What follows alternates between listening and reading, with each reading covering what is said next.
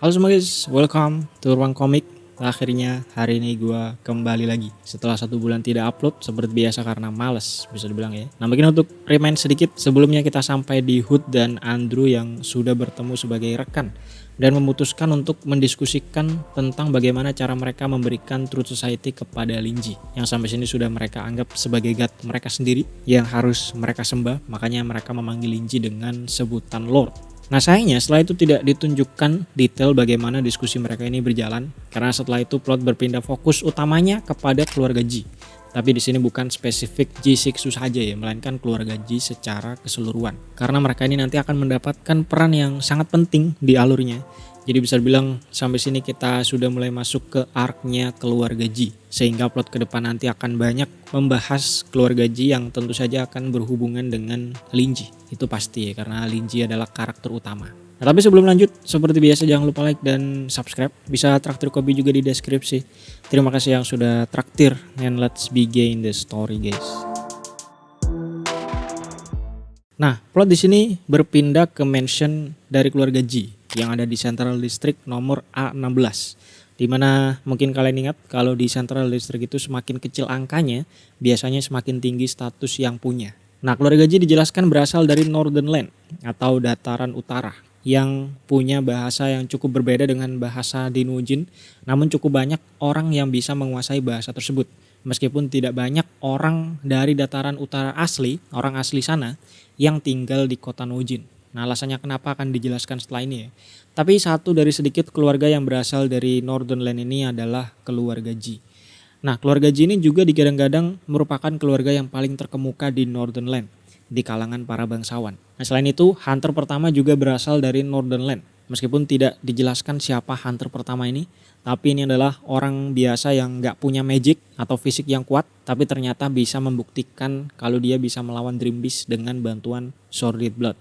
Nah dari situ mulailah para Northlander atau orang-orang utara ini statusnya meroket dan menorehkan sejarah yang cukup berpengaruh di kalangan makhluk transcendent sebagai nenek moyang para hunter. Nah namun para Northlander ini yang sangat bergantung kepada Sordid Blood sampai sini dan terlalu mengagung-agungkan kali ya. Akhirnya penggunaan Sordid Blood mereka ini mulai berlebihan dan pada satu titik terjadilah sebuah bencana yang kelam di mana Sordid Blood yang terakumulasi terlalu banyak ini akhirnya menyebabkan sebuah wabah yang kemudian merubah semua orang dengan kandungan Sordid Blood di tubuhnya berapapun dosisnya, akhirnya mereka berubah menjadi Dream Beast. Sehingga singkat cerita, bencana ini sangat menurunkan populasi para Northlander dan banyak formula original para hunter yang awalnya hanya beredar di kalangan orang-orang utara saja, itu menjadi tersebar luas. Sehingga lama-kelamaan kejayaan para Northlander pun juga memudar tertelan waktu. Dan sekarang jumlah orang-orang utara ini di Nojin juga sangat sedikit.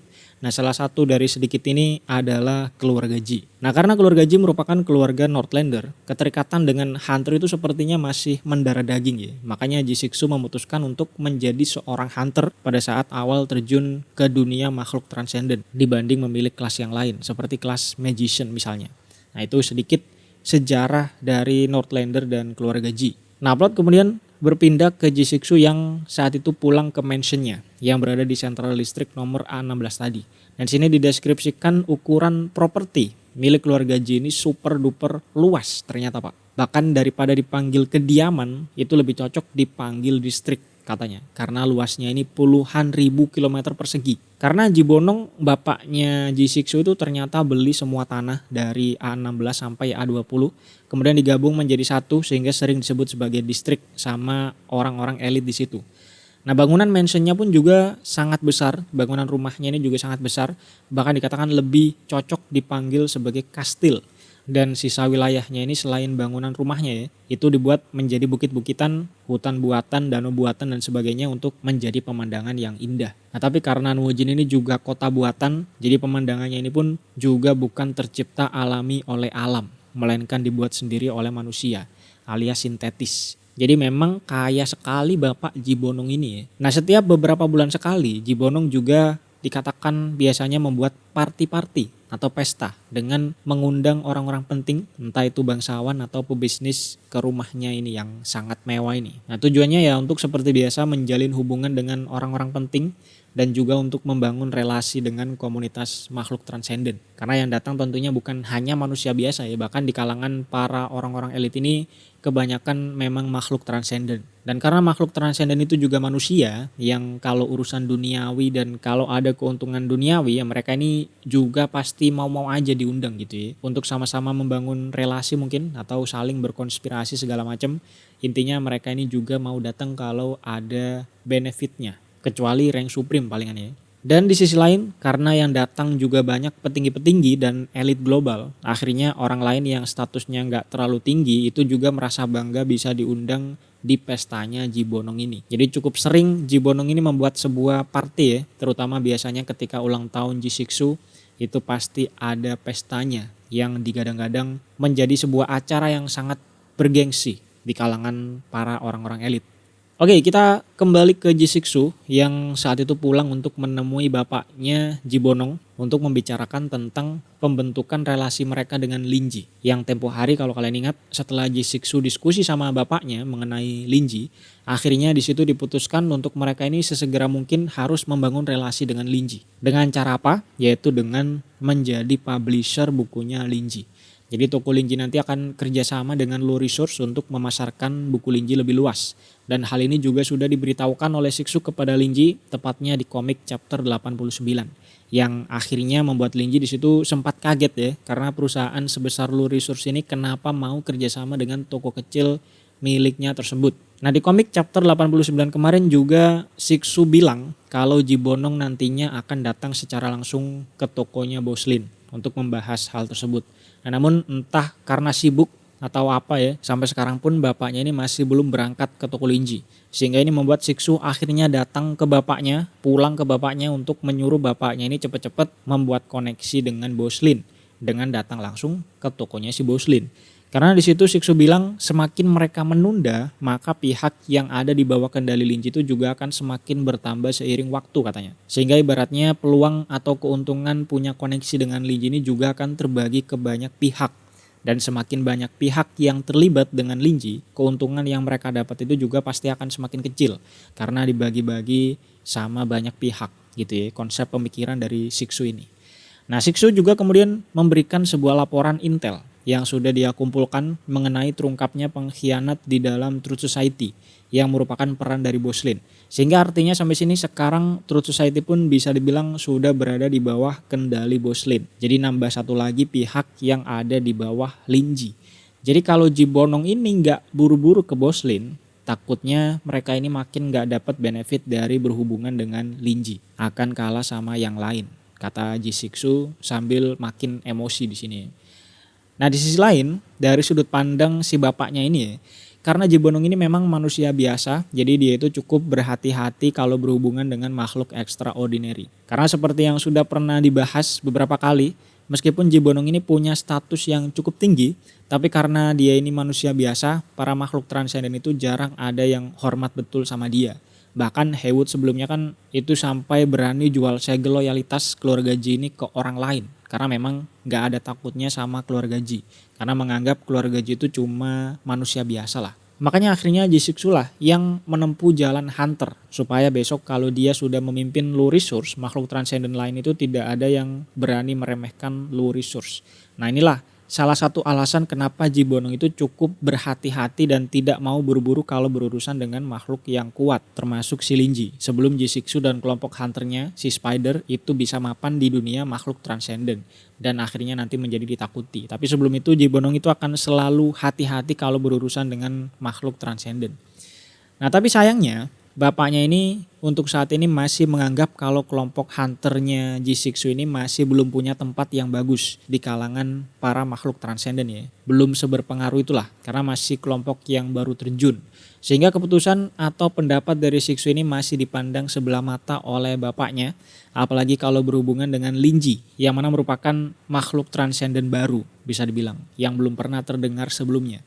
Meskipun si bapaknya ini ternyata sudah mengakui katanya kalau Linji itu memang kuat dan memang terbukti dari banyaknya laporan yang dia terima juga mengatakan bahwa Linji itu memang sosok yang sangat kuat. Namun kata si bapaknya ini tidak ada jaminan kalau makhluk sekuat itu mau peduli dengan orang biasa seperti mereka.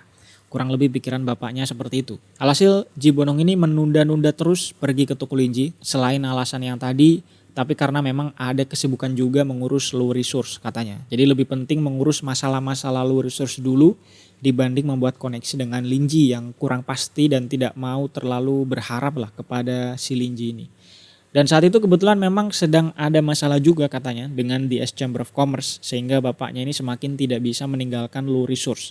Nah akhirnya debat lah di situ Jisixu sama bapaknya ini tentang prioritas mana yang harus mereka dahulukan. Mau mempererat hubungan dengan Linji atau mengurusi low resource terlebih dahulu. Nah saat itu pembelaan dari si Jibonong bapaknya ini adalah dia saat itu nggak bisa pergi meninggalkan low resource karena sedang ada masalah.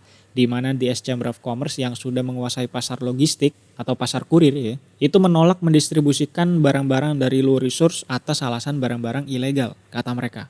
Meskipun kata Jibonong hal ini bukan masalah yang sangat serius, namun Jibonong ini tentunya harus mengurus hal tersebut secara pribadi sebagai pemegang kendali paling tinggi di low resource dan akhirnya menunda pergi ke Toko Linji.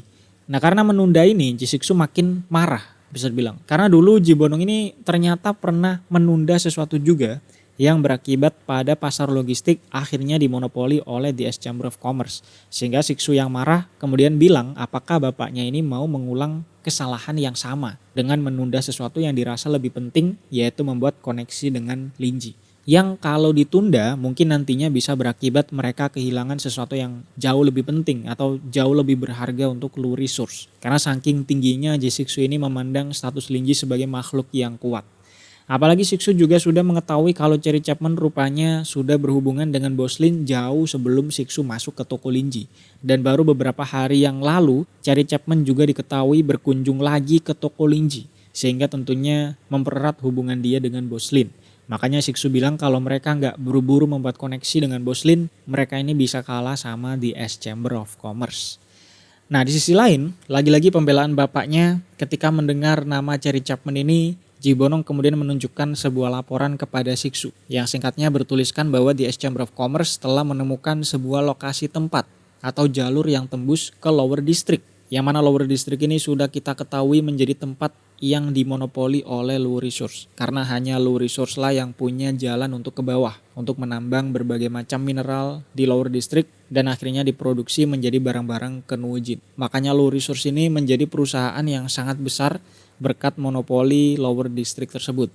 Nah, tapi kalau ada jalan lain untuk pergi ke Lower District ini dan jalan tersebut ditemukan oleh saingan Low Resource sendiri, yaitu DS Chamber of Commerce, maka posisi Low Resource yang memonopoli pasar ini bisa goyang kapanpun dan bisa digantikan oleh DS Chamber of Commerce karena sama-sama punya akses ke Lower District. Sehingga Jibonong bilang bahwa dia harus fokus memperkuat tatanan monopoli Lower Resource ini di pasar produksi.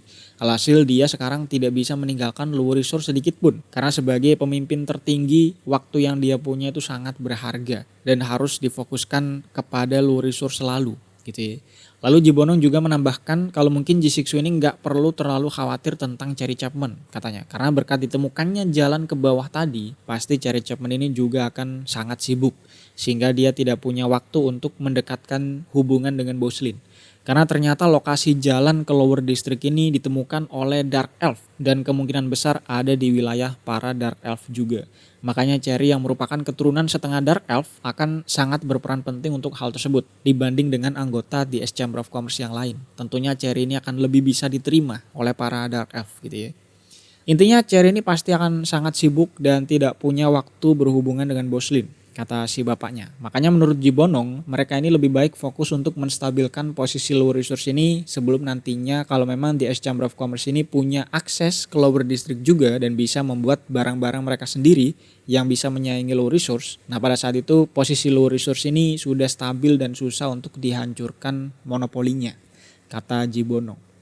Nah di lain sisi dengan kabar sibuknya Cherry ini, justru Siksu ini berpikir inilah waktu yang tepat untuk fokus menjalin koneksi dengan Bos Lin tanpa harus diganggu oleh si Cherry Chapman katanya. Karena dengan mereka punya backingan Bos Lin saja, Lower Resource itu bisa menjadi kelompok yang paling kuat tanpa effort yang besar bahkan di kalangan para makhluk transenden sekalipun. Dimana bapaknya selama ini kan jarang ditakuti oleh makhluk transenden karena hanya manusia biasa.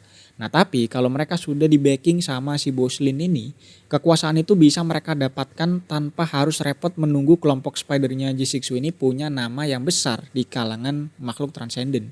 Hanya dengan di backing Boslin mereka akan otomatis menjadi ditakuti, kata Sixu. Apalagi koneksi yang akan mereka bangun ini adalah dengan menjadi publisher buku-bukunya Boslin. Yang mana buku ini sendiri aja sudah merupakan sumber kekuatan gitu ya.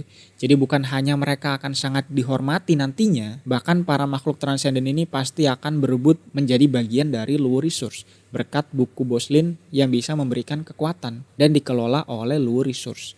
Dan apalagi ditambah organisasi-organisasi besar yang ada di bawah Boslin seperti Secret Tower atau Truth Society.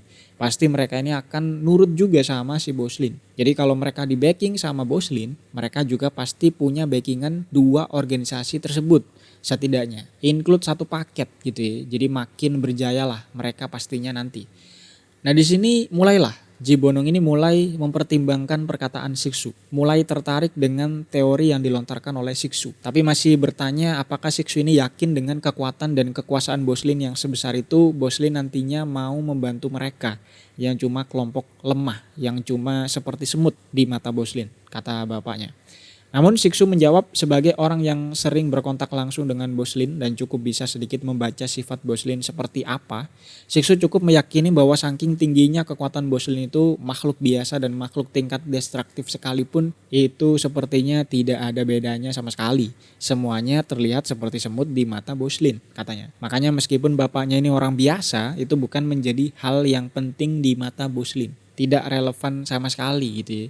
Nah akhirnya Jibonong pun harus memilih antara 2 taruhan yang menentukan masa depan Luo Resource. Yang singkat cerita Jibonong pun memilih untuk percaya kepada Sixu dan membuat koneksi dengan Boslin. Bahkan setelah itu dia bilang untuk sekalian aja membuat taruhan tersebut lebih menarik katanya. Yaitu dengan langsung mengundang Boslin ke pesta ulang tahunnya si Sixu. Yang tak lama lagi juga akan digelar di situ. Dimana seperti yang dijelaskan sebelumnya, keluarga Ji ini sering mengundang orang-orang penting bahkan makhluk-makhluk kuat ke pesta mereka. Jadi kalau Boslin ini mau datang dan muncul di pesta tersebut, itu bisa menjadi tanda untuk makhluk lain kalau Luo Resource ini sudah di backing oleh Boslin. Itu rencana dari Jibonong. Nah namun sayangnya Sixu bilang kalau dia sepertinya masih belum pede untuk bisa mengundang Boslin. Karena selama ini Boslin itu tidak pernah sekalipun keluar toko kecuali untuk menjalankan peran dia sebagai pemilik toko. Seperti belanja, keperluan sehari-hari segala macam. Selain itu nggak ada seorang pun yang mampu membuat Boslin ini keluar dari tokonya. Nah bapaknya kemudian bilang kalau mending dicoba aja dulu. Belum ada yang bisa itu bukan berarti mustahil katanya. Lalu sambil masih ngobrol ini ya. Terlihat Jibonong berdiri lalu berjalan ke arah tembok kemudian memasukkan sebuah cincin ke sebuah lubang di tembok tersebut yang kemudian membuka temboknya dan mengungkap ada sebuah pintu rahasia di situ.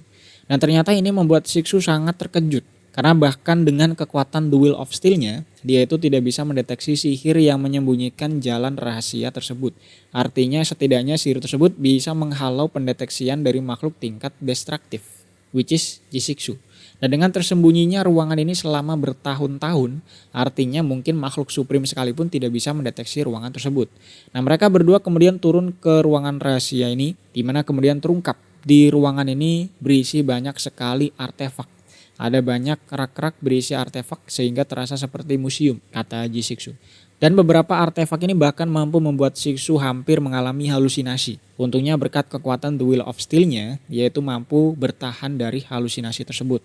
Sedangkan untuk bapaknya yang juga terlihat tidak terkena efek dari banyaknya artefak di situ, Sixu menduga pasti karena cincin yang tadi, yang juga digunakan untuk membuka ruang rahasia tersebut. Dan berkat cincin tersebut, bapaknya bisa bertahan dari efek artefak di situ. Nah kemudian dijelaskanlah bahwa cincin yang dipakai bapaknya itu bernama Hermit's Ring yang berjasa dalam menyembunyikan semua relik dan artefak di ruangan tersebut dari para makhluk transenden. Dan artefak-artefak ini mereka dapatkan dari ekspedisi di Lower District katanya. Artinya bisa disebut sebagai peninggalan sejak era kedua yang kemudian bapaknya ini menjelaskan sedikit tentang Lower District itu seperti apa. Di mana katanya Lower District itu dipenuhi oleh harta karun yang tidak ternilai harganya, yang bahkan diperebutkan oleh makhluk transenden sekalipun. Meskipun menariknya makhluk-makhluk transenden ini sendiri takut untuk turun ke bawah situ.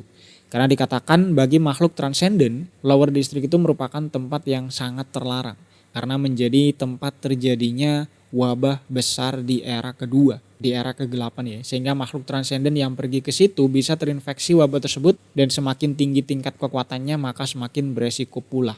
Nah karena itulah low resource yang memonopoli lower district ini bisa dijalankan oleh manusia biasa seperti Jibonong. Dan sampai sekarang selain petugas low resource yang turun ke bawah, lower district itu seperti menjadi misteri yang tidak ada seorang pun yang tahu bentuknya seperti apa. Nah balik ke Jisixu sebagai seorang hunter, ia juga sangat kagum dengan berbagai macam artefak di situ. Ya mungkin saja ada yang merupakan senjata berbahaya atau benda yang sangat langka dan menjadi benda satu-satunya di alam semesta.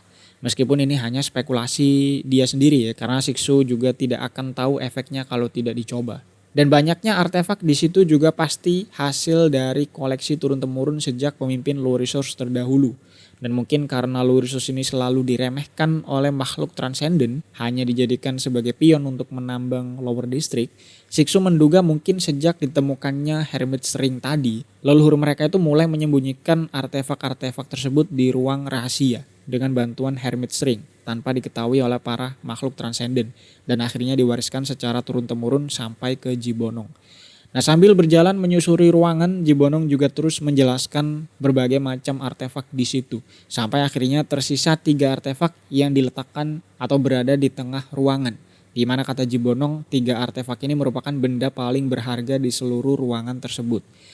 Yang pertama ada sebuah apel berwarna emas yang ada di dalam sebuah wadah bernama Fruit of Conflict. Di mana kata Jibonong ketika apel ini dibuka dari wadah tersebut, itu akan menyebabkan orang yang mengetahui apel tersebut punya hasrat besar untuk memiliki apel tersebut. Bahkan ia akan rela berkonflik dengan rekannya sendiri atau bahkan keluarganya sendiri, saling membunuh sampai akhirnya menyisakan satu orang sebagai pemilik terakhir. Dan sampai sekarang belum ada seorang pun yang berani memakan apel tersebut karena tidak tahu efeknya apa yang akan terjadi ketika mereka memakan apelnya. Bahkan demi mendapatkan apel tersebut, low resource itu sudah kehilangan banyak sekali orang-orang mereka.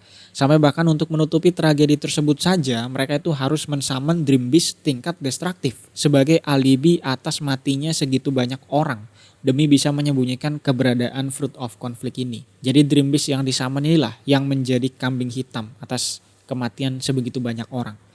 Nah benda yang kedua ada sebuah ruby berwarna merah berukuran setelapak tangan yang berputar pelan melayang di atas sebuah rak. Di mana bentuk rubinya ini cukup unik ya. Jadi di dalamnya ini bolong seperti botol kaca sehingga akan terlihat di dalam ruby tersebut terisi air berwarna merah sepertiga volume rubinya. Nah menurut penjelasan dari Jibonong, benda ini bernama Wine of Immortality alias wine keabadian. Namun benda ini tidak bisa membuat seseorang menjadi abadi dengan meminum air di dalamnya tadi. Melainkan benda ini terhubung dengan sebuah benda lain lagi yaitu anting yang bernama chalice. Yang mana anting ini sedang dipakai oleh Sixu dan diberikan ketika pertama kali dia terjun ke dunia makhluk transenden. Nah pemakai anting inilah yang kalau mati ia akan terbangkitkan di dekat ruby tadi atau Wine of Immortality tadi. Dan setelah berhasil bangkit sepertiga air di dalam rubinya akan menghilang. Jadi kalau sekarang air di rubinya ini tinggal sepertiganya artinya artefak ini sudah dipakai 2 kali. Dan sisa 1 kali pemakaian lagi. Dan karena sekarang antingnya dipakai oleh Sixu makanya artefak ini menjadi 1 dari 3 artefak yang paling berharga di situ. Nah lalu artefak ketiga adalah pecahan dari sebuah stone tablet bernama Bonfire Tablet. Di mana sampai sekarang masih belum diketahui apa fungsi pasti dari relik tersebut. Nah namun berdasarkan banyak sumber mereka menduga mungkin pecahan tersebut terhubung dengan Primordial Witch yang bernama Life yang merupakan penguasa api. Sehingga menjadi sangat berharga karena diduga punya hubungan dengan Primordial Witch. Nah dari sini kemudian dijelaskan lagi tentang 4 Primordial Witch oleh si Jibonong. Yang pertama yaitu Silver yang mengendalikan salju. Kemudian ada Walpurgis yang mengendalikan malam. Yang ketiga ada Life yang mengendalikan api. Dan terakhir Praxinas yang mengendalikan pohon. Nah menurut kepercayaan mereka meskipun Primordial Witch ini terkesan hanya mengendalikan satu aspek saja seperti salju atau malam doang. Nah, namun aspek tersebut dipercaya sebagai representasi atas kekuatan yang lebih besar katanya. Contohnya Silver yang mengendalikan salju. Nah sebenarnya salju itu melambangkan musim dan musim melambangkan waktu. Jadi Silver itu melambangkan waktu. Lalu life yang mengendalikan api. Nah, api itu melambangkan kehancuran atau kelahiran kembali. Jadi secara tidak langsung life itu sebagai pelambang takdir. Intinya masing-masing primordial witch ini menguasai hal yang lebih tinggi daripada penggambarannya lah ya. Dimana Walpurgis melambangkan surga dan Fraxinas melambangkan ruang. Nah, di sini Siksu akhirnya teringat kembali dengan pelajaran mistis yang ia dapatkan dulu, di mana dijelaskan ketika Dream Realm mulai menyelimuti Azir, Primordial Witches itu bahkan tidak bisa menahan Dream Realm tersebut, sehingga mereka menciptakan tembok kabut yang menahan Dream Realm menyelimuti seluruh Azir, sehingga wilayah yang ada di dalam tembok kabut ini terselamatkan. Singkatnya begitu ya. Nah, namun sayangnya setelah itu Primordial Witch harus tidur dan menghilang tanpa jejak di dalam Dream Realm. Katanya, ini menurut sejarah yang tertulis di situ. Jadi berdasarkan penjelasan ini bisa disimpulkan bahwa Dream Realm itu muncul di suatu waktu ya. Jadi bukan sudah ada dari awal, tapi memang muncul entah dari mana, kemudian menjajah Azir sampai akhirnya dibuatlah tembok kabut untuk menahan Dream Realm tersebut supaya tidak memakan keseluruhan Azir. Makanya kalau tembok kabut ini hancur, maka sisa wilayah Azir yang terlindung di dalam tembok kabut tersebut juga akan dilahap oleh gelapnya Dream Realm. Seperti kata si Agustus di part sebelumnya. Dimana kata si Agustus karena dia itu lokasinya berdempetan dengan tembok kabut. Jadi kalau temboknya hancur maka dialah orang pertama yang akan dimakan kegelapan Dream Realm tersebut. Kata si Agustus. Nah, untuk apakah Dream Realm yang menjajah ini sama dengan Dream Realm milik Primordial Witches? Atau apakah Dream Realm ini milik makhluk yang jauh lebih kuat? Itu masih belum dijelaskan. Dan masih menjadi sebuah misteri sampai sini. Nah, lalu seingat gue ini kalau nggak salah ya, karena udah lama nggak baca ulang, pernah dijelaskan di chapter berapa gitu. Dari sini para makhluk yang berada di dekat tembok kabut, yang cukup dekat dengan tembok kabut, itu banyak yang mengalami mutasi sehingga bentuknya menjadi aneh-aneh. Karena mungkin masih terpapar sedikit aura Dream Realm ya, yang ada di perbatasan. Akhirnya dibuatlah Nuwujin menjadi kota buatan yang melayang, itu tujuannya untuk mengisolir orang-orang dari lower district yang berisi makhluk-makhluk yang bermutasi tadi. Nah, balik ke tembok kabut, kata si Jibonong, menurut yang dia pahami, dipercaya tembok kabut itu diciptakan oleh Fraxinas yang mengendalikan pohon. Jadi katanya di balik kabut tersebut dipercaya akan terlihat samar-samar batang-batang pohon raksasa dan ranting-rantingnya yang saling terikat satu sama lain menciptakan sebuah barrier. Lalu ada juga legenda yang mengatakan bahwa tembok kabut itu merupakan jelmaan dari Fraxinas itu sendiri. Jadi Primordial Witch Fraxinas itu dipercaya tidak tidur di dalam Dream Realm, melainkan berubah menjadi tembok kabut tersebut. Nah, inilah awal mula kepercayaan yang dianut oleh organisasi bernama Church of the Plague. Di mana kalau kalian ingat kelompok ini adalah satu dari 3 organisasi besar yang disebut oleh Wilde di chapter-chapter awal. Pertama ada Church of the Dome penyembah bulan, lalu ada True Society penyembah pengetahuan, dan Church of the Plague penyembah tembok kabut. Nah, awalnya kepercayaan mereka ini masih ada keterkaitannya dengan Fraxinas yang menciptakan tembok kabut. Jadi dengan mereka percaya dengan tembok kabut, dulu itu secara tidak langsung mereka masih menyembah Primordial Witch Fraxinas ini. Sama seperti klan Iris yang percaya kepada Silver dan keluarga Sandra yang percaya kepada Walpurgis. Nah, tapi lama-kelamaan ajaran dari kelompok yang bernama Church of the Plague ini entah kenapa mulai melenceng pada satu waktu. Menjadi mempercayai bahwa tembok kabut itu tidak ada hubungannya dengan Fraxinas. Dan justru merupakan sebuah entitas sendiri yang punya kesadaran sendiri. Justru orang yang percaya kepada Fraxinas lah yang dianggap sesat sama mereka. Kemudian balik ke pecahan batu bernama Bonfire Tablet tadi. Jibonong menceritakan lagi sebuah legenda di mana dikatakan Primordial Witch Life, penguasa api, itu menciptakan Bonfire Tablet tersebut di era kegelapan, di era kedua dengan jumlah yang cukup banyak karena saat itu memang sudah banyak wilayah yang dilahap oleh Dream Realm ya ceritanya. Nah, tablet ini berfungsi untuk menerangi kegelapan pada saat itu dan bisa melindungi para ksatria dari Dream Beast sehingga bisa memberikan mereka waktu bagi para ksatria ini untuk beristirahat.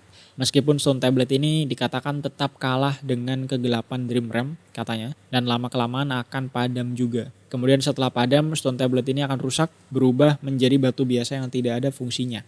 Nah, pecahan Stone Tablet milik keluarga Ji ini dipercaya merupakan salah satu dari Stone Tablet dalam sejarah tadi. Meskipun ketika Siksu bertanya apakah artinya Stone Tablet ini bisa mengusir Dream Beast, bapaknya menjawab tidak tahu karena memang tidak ada penelitian lebih lanjut. Tapi dengan benda tersebut, Siksu berencana untuk membawanya ke toko Lingji karena ia tahu bahwa Lingji sangat menyukai hal-hal yang berhubungan dengan sejarah. Dan Siksu bilang dia akan pergi besok katanya. Nah mungkin sampai sini aja dulu untuk hari ini guys. Sudah cukup panjang setelah libur cukup lama ya. Semoga bisa menghibur waktu luang kalian. Hari ini ada banyak saweria dari kalian. Tapi sorry nggak bisa baca sawerianya. Karena pas ini di record itu saweria lagi maintenance pak. Jadi nggak bisa dibuka. Nanti akan aku screenshot aja di videonya. Terima kasih yang sudah traktir dan nonton video ini. Jangan lupa like dan subscribe seperti biasa. Sampai jumpa di video selanjutnya guys. Adios.